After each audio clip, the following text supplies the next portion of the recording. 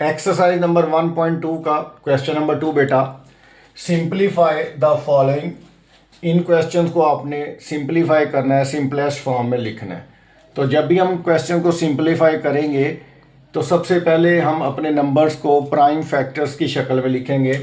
तो 81 को जब हम प्राइम फैक्टराइज करेंगे तो 3 से डिवाइड करेंगे 27, 3 से डिवाइड करेंगे 9, 9 को फर्दर 3 से डिवाइड करेंगे 3 आएगा, फिर 3 को 3 से डिवाइड करेंगे तो 1। तो इसको हमने कंप्लीटली फैक्टराइज कर लिया 81 को।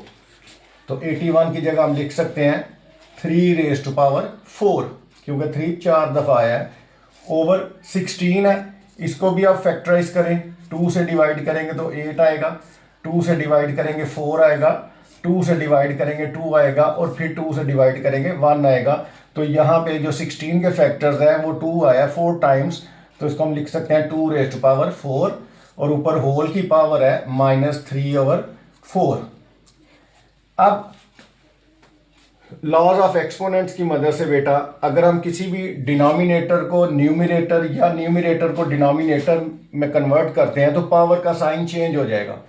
तो यहाँ पे क्योंकि पावर नेगेटिव में है तो हम इसका रेसिप्रोकल लेंगे, 2 की पावर 4 ऊपर चला जाएगा, 3 की पावर 4 ओवर के नीचे आ जाएगा। अब क्योंकि हमने इनको जगह बदल दी है न्यूमरेटर और डिनोमिनेटर की, तो जो पावर नेगेटिव थी वो इसमें हो जाएगी पॉजिटिव हो जाएगी। तो पावर का जो साइन है वो चेंज हो गया। अब बेटा पावर की पावर हमेशा मल्टीप्लाई होती है, तो 2 की पावर 4 मल्टीप्लाई बाय 3/4 ओवर में 3 रेज़ टू पावर 4 है, और ये भी मल्टीप्लाई हो जाएगी 3/4 के साथ।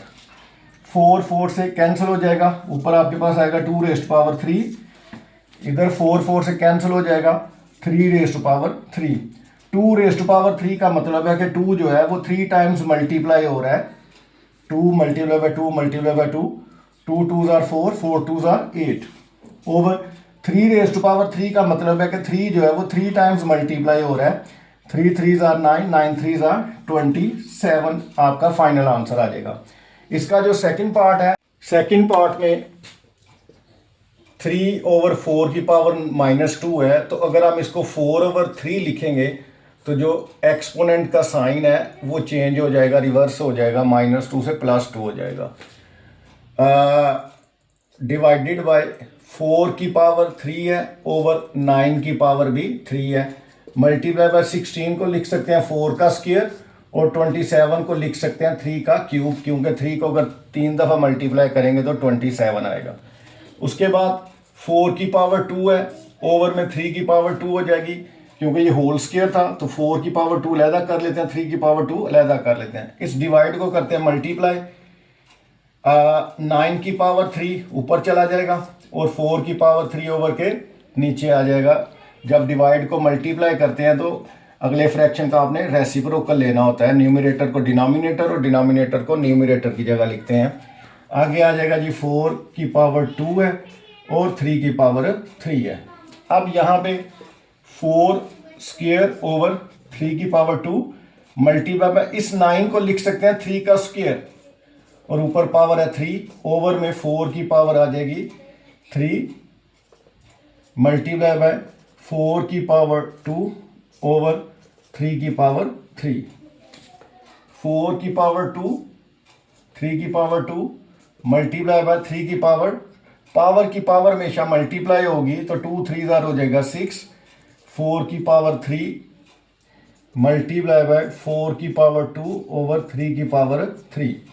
अब बेटा आप इस तरह करें कि लॉज ऑफ एक्सपोनेंट्स को यूज़ करते हुए अगर सेम बेसिस मल्टीप्लाई हो रही हैं तो पावर्स ऐड होती हैं, और अगर सेम बेसिस डिवाइड हो रही हैं तो पावर माइनस होगी। जैसे यहाँ पे ये भी 4 है बेस में, ये भी 4 है, मल्टीप्लाई हो रहे हैं तो इनकी पावर्स ऐड हो जाएंगी, तो 4 की पावर 2 प्लस 4 की पावर 2।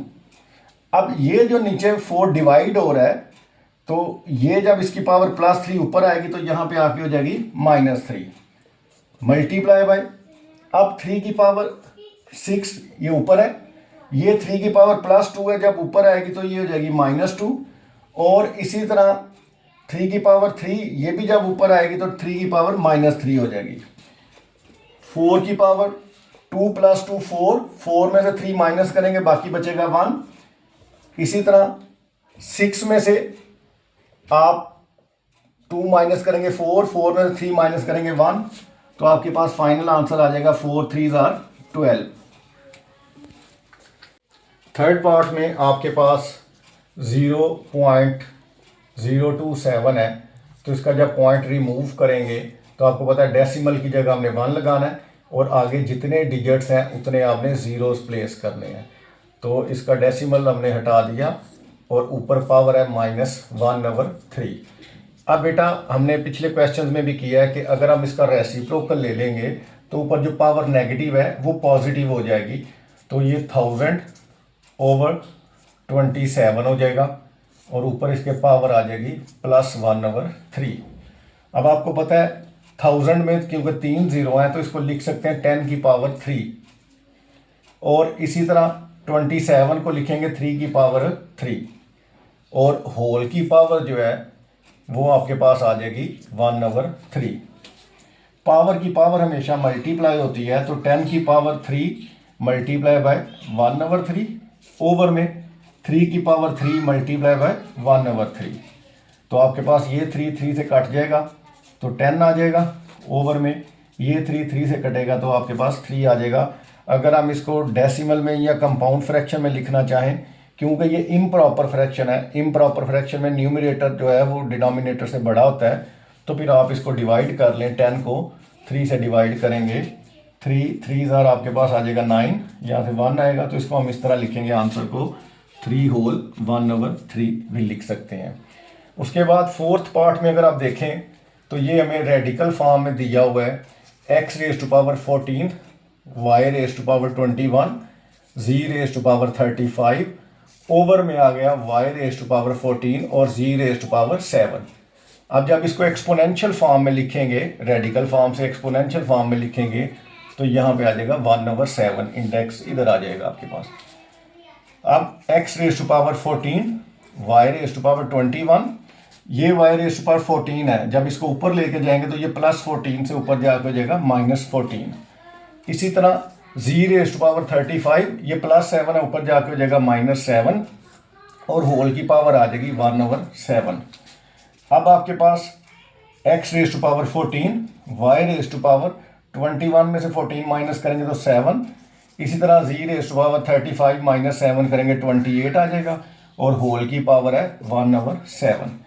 अब पावर की पावर बेटा क्योंकि मल्टीप्लाई होती है, तो x⁻14 को मल्टीप्लाई करेंगे 1/7 से, y⁻7 को मल्टीप्लाई करेंगे 1/7 से, और z⁻28 को भी 1/7 से मल्टीप्लाई करेंगे, क्योंकि ये जो 1/7 पावर है ये होल पे है, सबके लिए।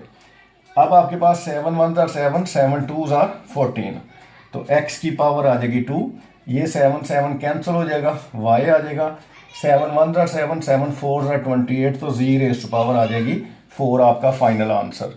उसके बाद फिफ्थ पार्ट पे हम चलते हैं, तो फिफ्थ पार्ट में 5 डॉट, ये मल्टीप्लाई के लिए डॉट यूज हो रहा है, 25 को हम लिख सकते हैं 5 का स्क्वायर, और इसके ऊपर पावर है n+1 माइनस, आगे 25 है, इसको 5 का स्क्वायर लिख सकते हैं, और 5 की पावर आ जाएगी 2n। ओवर में आते हैं तो 5 × 5 की पावर है 2n +3 है, तो इसका मतलब 5 की पावर 2n भी है और 5 की पावर 3 भी है, तो इसको हम इस तरह सेपरेट कर लेते हैं। -25 को फिर लिखेंगे 5 का स्क्वायर, और होल की पावर है आपके पास n+1।